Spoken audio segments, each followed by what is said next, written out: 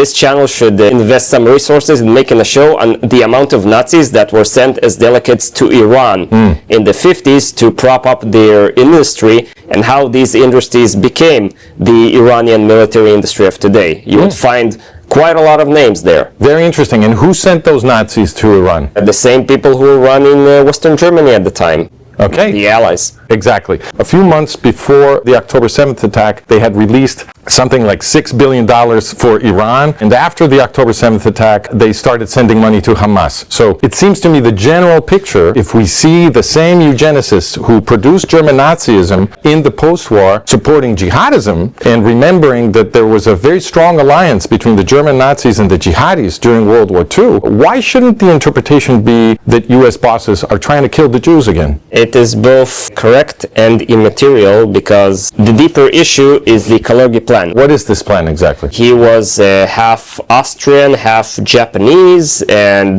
obviously people were racist towards him in Central Europe. So he composed a plan. It came up after all of these ethnic rivalries after World War I, between World War I and World War II. He said that the way to force Europe into peace through total peace can be only enforced by the world government, is to remove the national identity of everyone in Europe. And the way to do that he proposed, is to flood Europe with hundreds of millions of immigrants from Africa, Asia, and from anywhere else, so that after several generations people will not have a national identity. And these jihadist forces are simply a militant wing of the broader movement that we saw very well Germany, the Scandinavians, and especially France, now Britain too, massively supporting at the expense of their own taxpayers, bring as many immigrants from Asia and Africa into their countries. It appears that your model is that the Western bosses are trying to destroy the democratic experiment of the West, the modern democratic experiment. Yes. And so they are giving Westerners a choice between two different kinds of fascism. We go back to traditional Western fascism, or we go forward into jihadi fascism. Exactly. But either way, what they want is